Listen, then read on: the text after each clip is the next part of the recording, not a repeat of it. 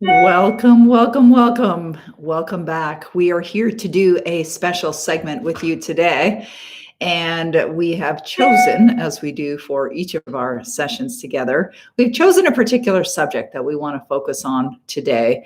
And it's a subject that I know you will benefit from. So, what I'd like you to do is get comfortable. We're going to be here together for about 30 minutes. And whether you're on live with us now, as we're live on Facebook, Instagram, and YouTube, grab yourself a pen and a paper because you may be experiencing or enjoying these sessions, but unless you actually put it into play, practice it, or utilize it, it's of no benefit to you. And I really want to see you benefit from the sharings that I'm doing during these special messages of magic that we're doing here together.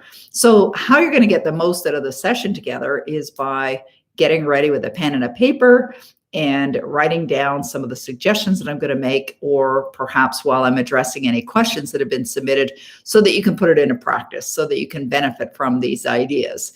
So the topic that we chose for today is really around a very important subject area that most people who are pursuing goals experience. Actually, everyone that's pursuing a stretch goal or an exciting goal is going to experience, and that is turning your fear into faith. And they're really opposite ends of the same equation. So if you think about a dimmer switch, and I'm looking over there because I believe I have one here. Hang on a second. I'm just going to grab it. Don't go anywhere. You can still hear my voice. We're still here together. And I have a device which I've used for many, many years. And I wanted to pull it out and share it with you. Oh, you know what? It's not in those drawers. I should have thought of this earlier. Maybe it's in these drawers here. Just looking quickly to see if it's here, and I don't see it there. I'll probably find it the moment I get off the call. Anyways, imagine, let's use our imagination.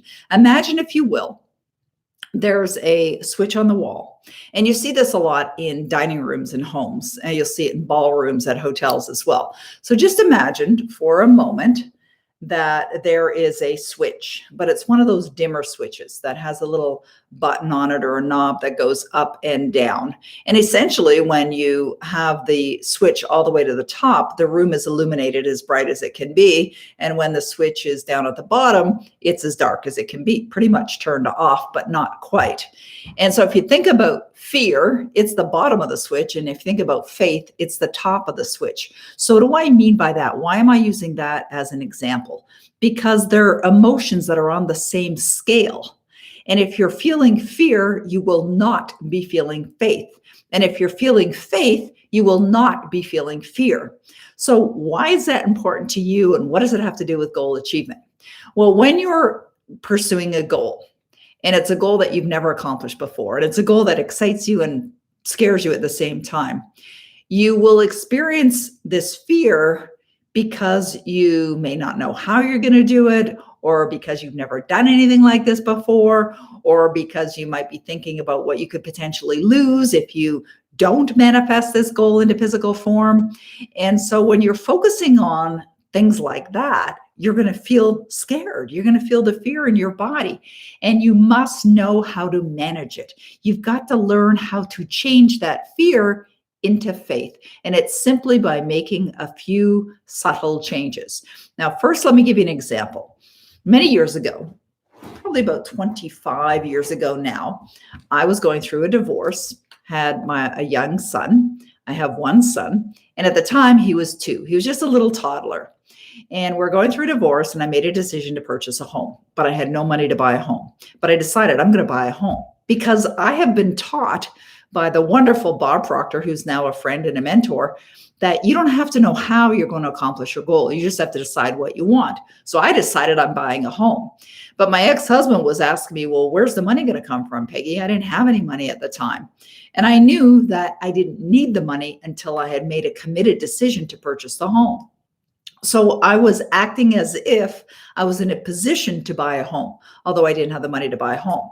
Now, I'm not going to go through the whole long version of this story because there's a lot of lessons in this story. And you may or may not have heard that story before, but I want to relate it back to this whole idea of fear and faith.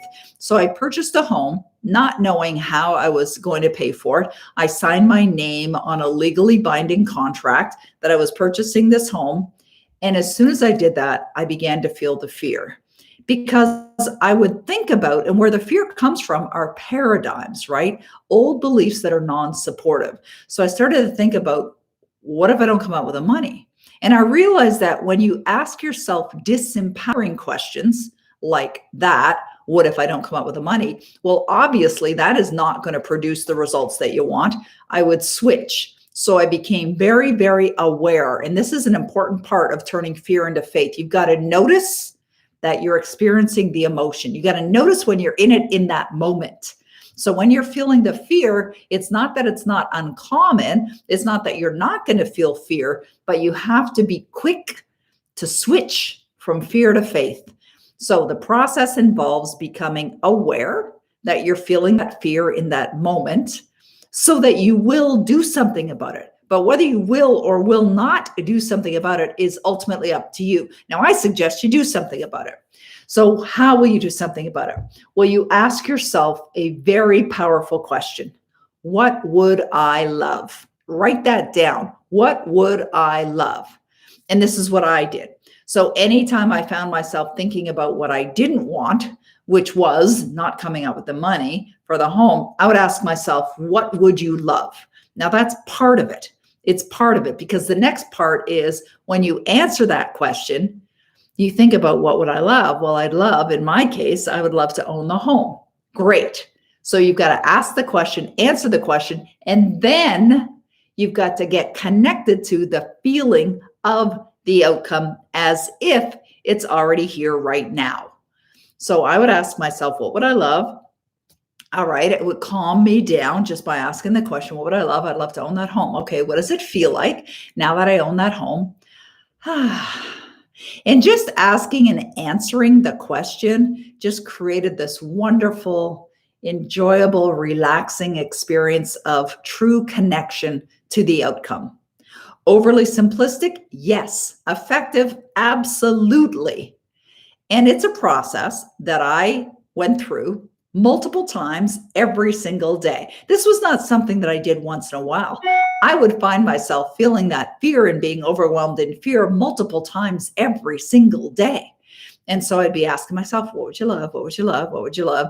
And every time I did, I'd reconnect back to the feeling until you condition yourself so that it becomes a habit to connecting to the feelings of the desirable outcome. Remembering the whole time, you do not have to know how. Ideas that can effectively help you turn fear into faith.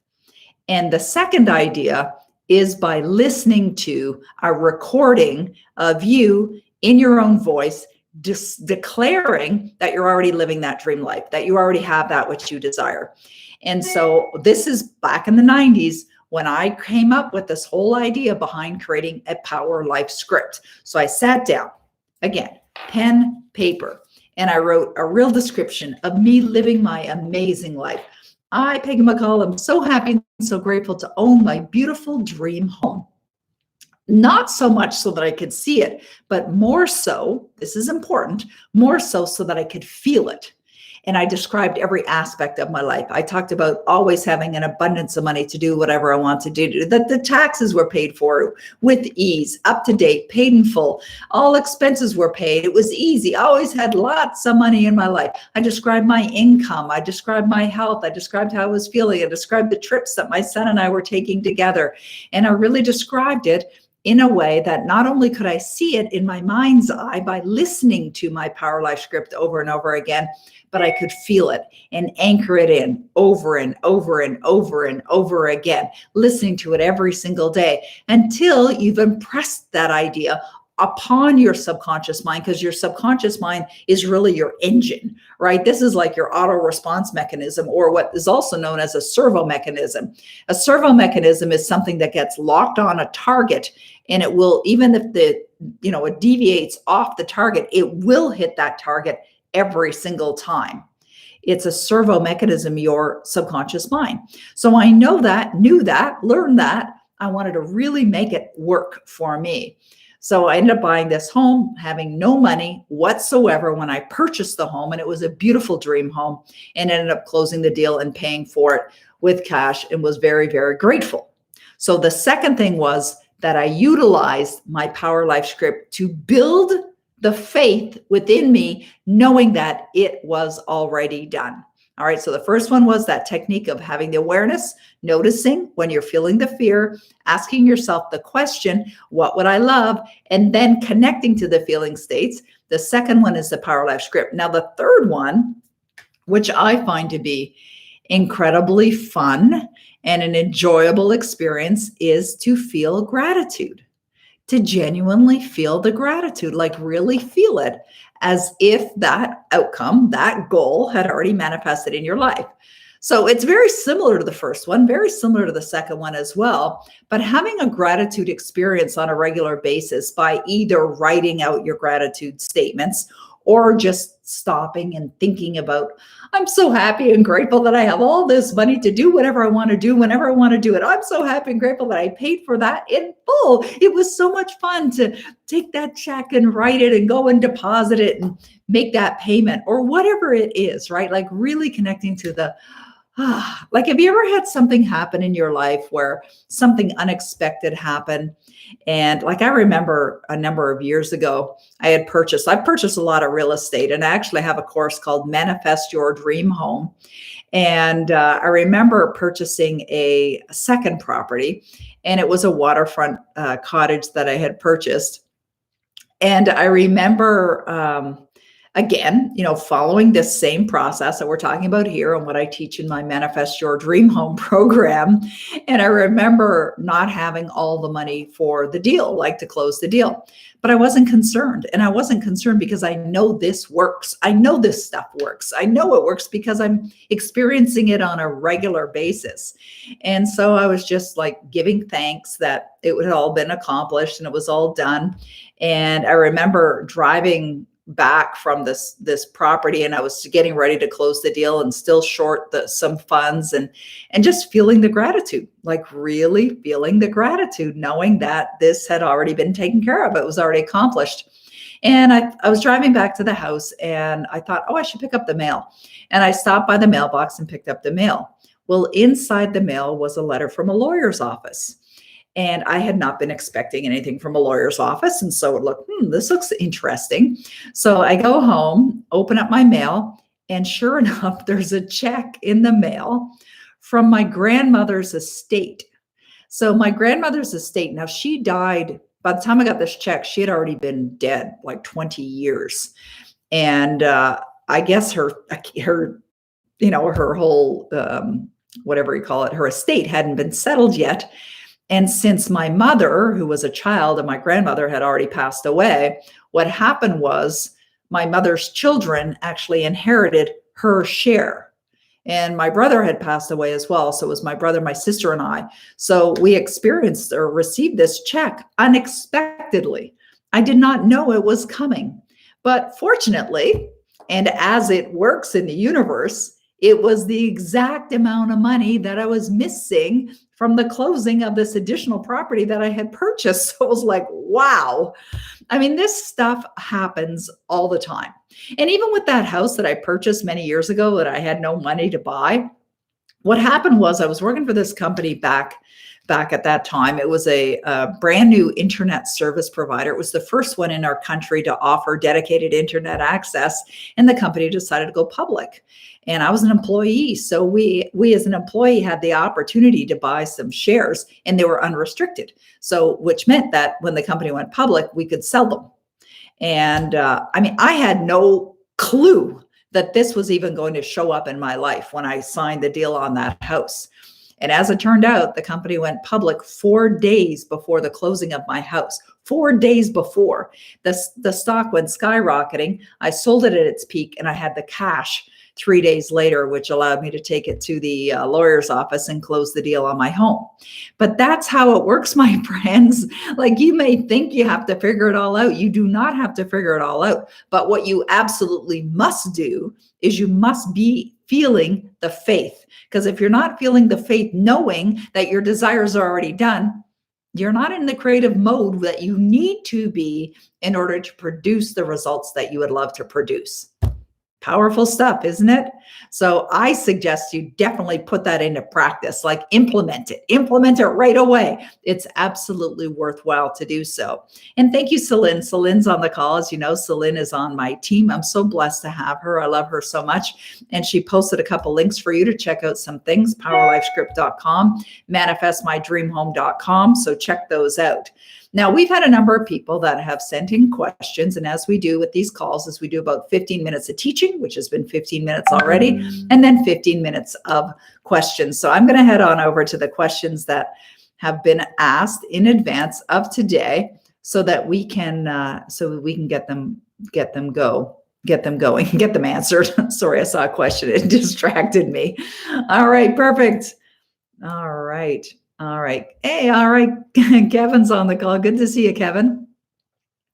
Oh, yeah. Summer says, Peggy, do you know about the book Seed Money?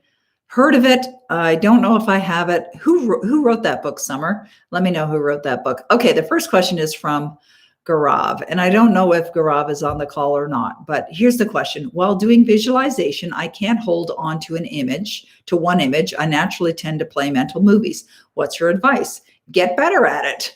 So if you're saying you can't, right? As simple as it is. If you think you can, you think you can't, you're right. So stop saying that.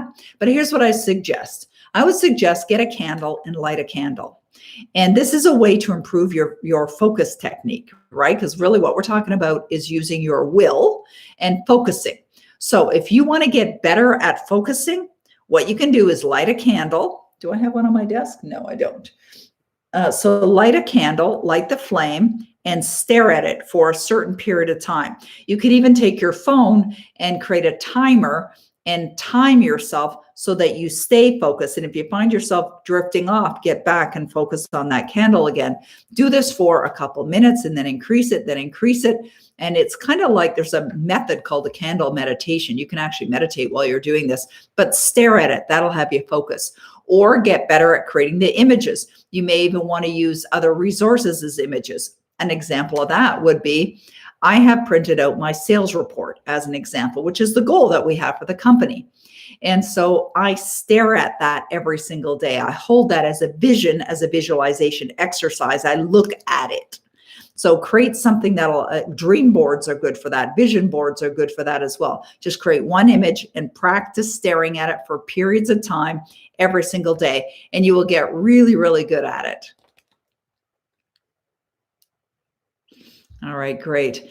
Gaurav says, what is best affirmation or imagination? What's the best affirmation? Well, it depends. It depends on what you're working toward, right? I suggest you get affirmations that are really in alignment with your own paradigms, what you need to build as a paradigm, and with your goals, as an example.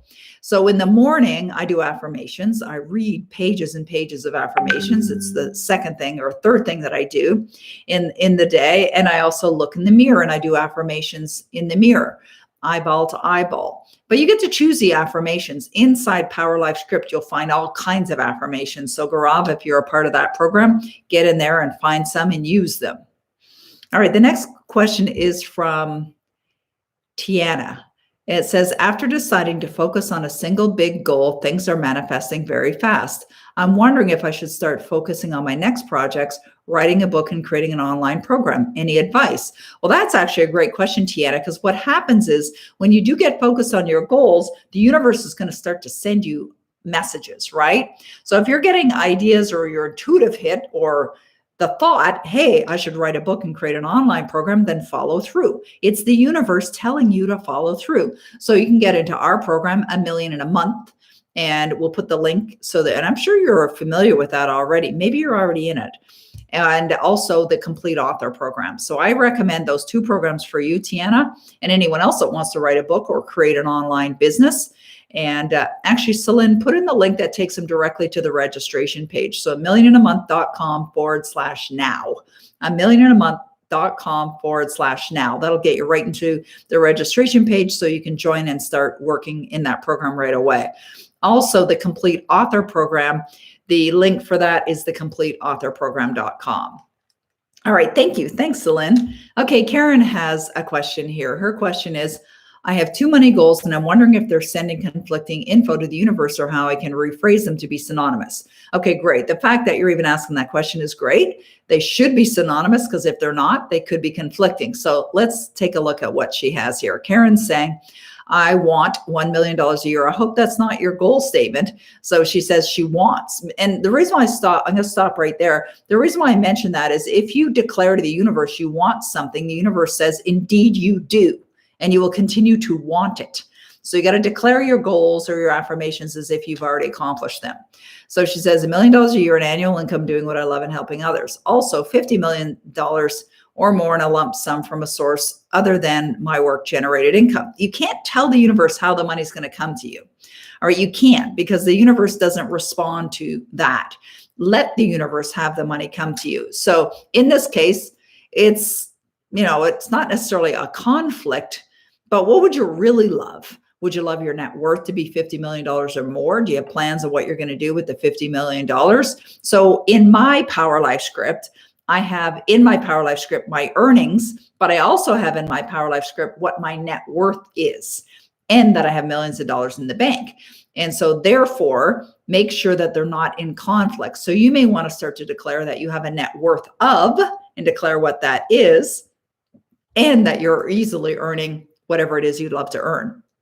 And then that way it's not in a conflict. So if $50 million is what you'd love your net worth to be, then you could say, I'm so happy and grateful now that my net worth is $50 million and I'm easily earning. And if you wanted to be $1 million a year, have it be $1 million a year. And as Napoleon Hill says, no more effort is required to aim high in life to demand prosperity and abundance than it is to accept misery and poverty. Okay, the next question is from Elizabeth. And Elizabeth says, it's a winter wonderland here in Ottawa. It is a winter wonderland. It's so beautiful. They haven't even plowed our roads yet, and I have to go out after this call. So thankfully, I have a big SUV, and I'll be able to just plow right through it. But it's beautiful. I took a little photo of the big snowflakes coming down this morning. It was so gorgeous when I got up, and looking out my window here. It's still snowing. It's still pretty. Let me see if I can show you guys. Nah, you can't see it. It's too glary right now. Anyways, okay, Elizabeth's question is, how do I turn off the fear-based overthinker voice and switch to the faith-based action taker? I'm up and down like a yo-yo and getting dizzy in the process. I love that you're sharing that, Elizabeth, and I appreciate your honesty. As a matter of fact, I created a morning manifestation video that will be shared next week, I think it is. I'm trying to do some of them in advance right now. And it's a video called, actually, let me just find out exactly what it's called. I'm just going to open my agenda here. And the video will be coming out next Wednesday, the 4th of March, and it's called No More Yo-Yo. So this is perfect for you, Elizabeth, because that's what you're doing, is you're yo-yoing. And the universe responds to, thanks, Celine, for putting morningmanifestation.com. The universe responds to the dominant of the two thoughts that you're thinking. And usually fear-based is stronger, usually, than the faith, and it will kill. Like fear will kill your dreams. It's a destructive emotion, completely destructive emotion. So you got to condition yourself better. You've got to get into better habits. You've got to start doing these things on a regular basis. I've just looking really special for you. It's called the Manifestation Toolbox. We're going to have it ready soon. And so you're going to love this, Elizabeth, and everyone else that's on the call. And these are all the tools that we're going to suggest that you use to stop the yo-yo stuff and to get better disciplined. And we'll let you know about it. So Elizabeth, if you are a subscriber of mine, in other words, you're maybe a subscriber of the Morning Manifestation, you'll hear about this in the next few days when we make it public for everyone. And the reason why I mention that is inside the Manifestation Toolbox will be sorry, I just got distracted from this call. I created this resource for myself of a daily discipline checklist where I identify what are the things that I will do every single day. And then I would have Monday, Tuesday, Wednesday, Thursday, Friday, Saturday, Sunday, and I checked them off to ensure I kept it in front of me to ensure that I was doing these things every single day. So I would suggest you get heavily involved in your daily discipline checklist. And you can wait until we do the Manifestation Toolbox or start right now, and that'll stop the yo-yo stuff before. And just let them know these are the things that I'm committed to. Thank you, Swiss Miss. These are the things that I'm committed to. And just ask them to be accountable so that you can both ensure that you're following through and doing the work every single day. And when you do that, that's going to definitely help with the yo-yo stuff too. And I know about the yo-yo because I used to be in the yo-yo game as well. And it's not a very productive or positive place to be. It's like you're going forward and stepping back, and you're going forward and you're stepping back. It's like you're creating and then you're destroying. It's like you're planting the seeds and then you're killing them. And so we want to stop doing that because it really doesn't produce results effectively. You want to really be manifesting with lightning speed. All right, great. Okay, let's go to the next questions that we have. I know there's one that came in from Matthew. All right. Thanks, Sandra. I love she calls me Queen Peggy. That's so cute. All right. Matthew says, I have the following question. This morning, I found out that the recent lottery winner is a 22-year-old grocery packer. How can an individual who has no knowledge of the universal laws manifest a lottery win while I am in this study and having this challenge? What challenge? Is it accurate to say that when you are in a relaxed state and not thinking about your goal, that you're much more receptive to receive? Well, okay, so I'm going to answer the second question first and then go to the first question. And it's absolutely more effective to be relaxed. However, relaxed in the knowing that your goal has already been manifested. So therefore, you will be thinking about your goal, but you're thinking about your goal from the end, meaning you're thinking about your goal as if it's already done. That is the most powerful, relaxed state you can be in. When you do that, you will manifest it. Now, as far as the grocery checkout gentleman who won the lottery, well, good for him. That's wonderful. You know what? And you look at that with gratitude. Feel grateful that the universe is delivering in unexpected ways. Who knows what that person could have been thinking about? Maybe they are a student of the law of attraction. Maybe they have been thinking about, and a lot of people do this. They start thinking about, wow, if I won the lottery, what would I do with the money? It's like a game people play, right? And it's like, when the Powerball gets way up in the United States or in Canada, if Lotto Max goes to 55 million, which in Canada, that's a big prize, right? And my husband and I have done this too. We've had conversations. What would we do with the $55 million? Or what would we do with the X millions of dollars? And what are you doing? Now, what you're doing in the experience of imagining what you would do if you won that money is you're connecting to the outcome. You're absolutely connecting to the outcome. Will you win the lottery? I don't know. Who knows? Actually, I have a client of mine who was in my author program who wrote a book called How I Won My Lottery Millions. Now, he hasn't won yet that I know of, but he wrote the book in anticipation of winning. He absolutely expects to win. When he'll win, who knows?